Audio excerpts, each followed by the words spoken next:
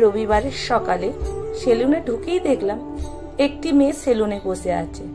মেয়েটি বিবাহিত, বয়স কত হবে 27-28, বেশ স্টাইলিশ, চুলে কালার, হাতে ট্যাটু করা, পোশাকে আশাকে বেশ আধুনিক, দেখতে সত্যি সুন্দরী।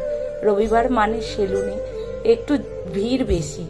আমি ঢুকতেই যে ছেলেটির কাছে আমি চুল কাটাই সে বলল, দাদা একটু বসতে হবে, যদি অন্য কোনো কাজ থাকে তবে সেরে আসতে পারেন।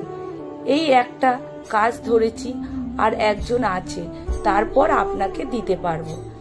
দেখলাম 4 জন অলরেডি চুল কাটছে, এছাড়াও আরো 5 জন বসে আছে, আর তাদের সাথেই বসে আছে এই মেয়েটি। জেন্টস পার্লারে এই মেয়েটি বসে থাকার কারণ তখন আমার অজানা। সাধারণত চুল কাটা, বাচ্চার চুল কাটতে যদি কেউ নিয়ে আসেন তখন তার মা সঙ্গে আসে। সেলুনে উপস্থিত তখন কোনো বাচ্চাও নেই। সেলুনের মধ্যে লম্বা বেঞ্চটা, একটা সাইডে বসে যে ছেলেটি আমার চুল কেটে দেয় ওকে বললাম অন্য কোনো কাজ আপাতত নেই, আর আমি বরং এখানে বসেই অপেক্ষা করি। আমি সব বসার সাথে সাথে সেলুনে অন্য একটি কারিগর এই মেয়েটিকে বলল, আর 10 মিনিট, এনার সেভিংস হয়ে গেলেই আপনাকে ছেড়ে দেবো। মনে মনে ভাবছি, উপরে তো লেডিস পার্লার আছে, তা সত্ত্বেও কেন এখানে? একটু অবাক হচ্ছিলাম। মিনিট 10 পর সেভিংয়ের কাজটা হয়ে যেতেই বয়স্ক ভদ্রলোককে উদ্দেশ্য করে সেলুনের ছেলেটি বলল, জেঠু এবার আপনি আসুন। পাশ থেকে মেয়েটি বলে উঠল, একটু ছোট করে চুলটা কেটে দিয়ে কালার করে দিও। ততক্ষণে বুঝতে পারলাম মেয়েটি কেন সেলুনে এসেছে। বয়স্ক ভদ্রলোকের সঙ্গ করে নিয়ে এসেছে মেয়েটি। সেলুনে ছেলেটি বলল, কালার যখন করবেন তার আগে শ্যাম্পু করে দিই। মেয়েটি বলল, না না দরকার নেই, আমি বাড়িতে শ্যাম্পু করিয়ে নিয়ে এসেছি। কালার করার পর আর এবার তো শ্যাম্পু করতেই হবে। দিদি অ্যারমোনিয়া ফ্রি যেটা আছে ওটাই দেব তো তাহলে? হ্যাঁ, হালকা ব্রাউন যে কালার যেটা আসে ওটাই করে দিও। ঠিক আছে দিদি, তাই করে দেবো। বয়স্ক ভদ্রলোকের বয়স প্রায় 70-এর কাছাকাছি, ধবধবে ফর্সা, দেখতে একদম সাহেবের মতো। মাথার চুল প্রায় অর্ধেকের বেশি পাকা। 1 ঘন্টার বেশি সময় লাগলো ভদ্রলোকের চুল কাটা। কালার করা হয়ে যেতেই মেয়েটি টাকা মিটিয়ে দিয়ে ভদ্রলোককে স্কুটিতে বসিয়ে নিয়ে বেরিয়ে গেল। যাওয়ার আগে বলে গেল, সামনের সপ্তাহে তাহলে এই সময় আসবো তো? সেলুনের ছেলেটি বলল, অসুবিধা নেই, এই সময় আসবেন। মেয়েটি বেরিয়ে যেতেই এবারে গুঞ্জন শুরু হলো। গুঞ্জন মানে মেয়েটিকে নিয়ে। এক ভদ্রলোক চুপ কাটতে কাটতেই জিজ্ঞেস করলেন, কাকে নিয়ে সেলুনে এসেছিল? নিজের বাবা না শ্বশুর? সেলুন আর একজন কারিগর তখন উত্তর দিল, ওনার শ্বশুরকে নিয়ে সেলুনে এসেছে। শ্বশুরের নাম শুনে অবাক হয়ে ওই ভদ্রলোকটি জিজ্ঞেস করলেন, শ্বশুরকে নিয়ে এসেছেন বৌমা? ওনার এমন কথাটা শুনে মনে হচ্ছিল কোনো অবিশ্বাস্য ঘটনা, যেটা উনি প্রথম দেখলেন। সেলুনের যে ছেলেটি ওনার চুল কাটছিল সে বলল, পরের সপ্তাহে শাশুড়িকে নিয়ে আসবে। শুনলেন না, বলল যে পরের সপ্তাহে এই সময় আসবে। এই জেঠু ভালো চাকরি করতেন, ভালো টাকা পেনশন পায়। এবার ওই ভদ্রলোক হেসে ফেললেন, হাসতে হাসতে বললেন, তাই বলো, শ্বশুরের মাল্লু আছে বলেই না এত কিছু? শ্বশুরের চুল কালার, শাশুড়িকে নিয়ে পার্লারে আসার রহস্যটা এতক্ষণে বুঝলাম। এসব না করলে তো নিজের সাজগোজ স্টাইলটা হবে কি করে? মেয়েটির চোখে দেখলে রেব্যান আর সানগ্লাস। নিজের টাকায় ফুটুনি করতে হলে বুঝতো। খোঁজ নিয়ে দেখো এই মেয়েটা আবার নিজের বাবাকে নিয়ে এত আধিক্যতা করে কিনা।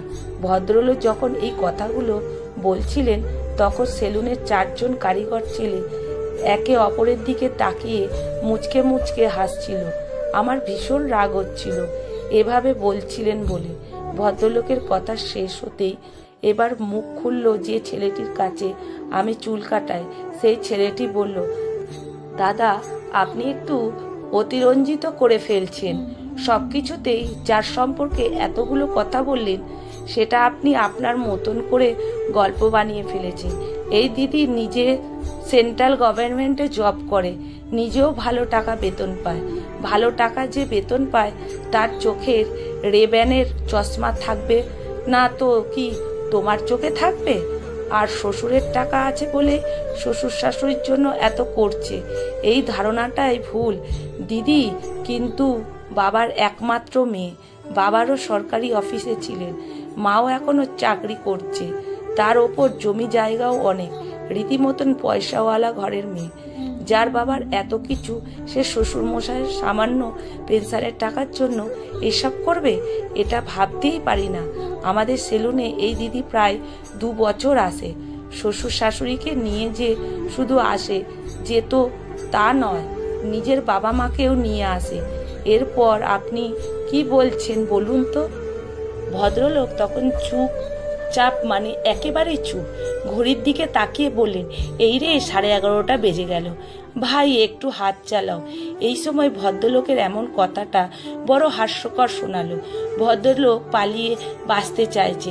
সেলুনের ছেলেগুলিও বুঝে গেছে জোকের মুখে নুনটা ঠিক সময়ে পড়েছে বলেই চুপ হয়ে গেছে। আমি তাই ভাবছিলাম, এই হচ্ছে আমাদের সমাজের মানুষ। ভালোটাকে কিছুতেই ভালো চোখে দেখবে না, একটা বাঁকা চোখে সব কিছুকে দেখে নিজের মতন করে গল্প ফেঁদে ফেলবে। আসলে যে যেমনি সে পৃথিবীকেও দেখে তেমনি।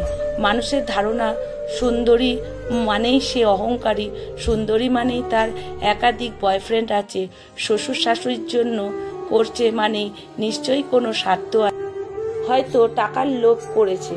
আরে বাবা, মানুষ করে তার মন থেকে, মানসিকতা থেকে। মন মানসিকতাকে ওপর থেকে দেখা যায় না, বোঝা যায়। বাবার পয়সা থাকলেই কি মেয়েরা অহংকারী হয়? নাকি শ্বশুর শাশুড়ির সম্পত্তির লোভের কর্তব্য কর্ম করে? ছোট থেকে যারা টাকা দেখে বড় হয় তাদের পরের টাকার প্রতি অত লোভ থাকে না। মানুষ কবে যে এই ধারণা থেকে বেরোবে কে জানে। আধুনিকতা কারো পোশাক দেখে বিচার করা যায় না।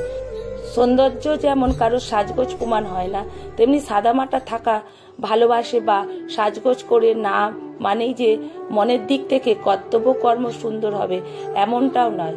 উন্নত মানে হয় বেশিরভাগই পরিবার থেকে, আর কিছুটা তার স্বভাব বৈশিষ্ট্য। আসলে ভালো কিছু দেখতে গেলে নজরটাকে সুন্দর করতে হয়।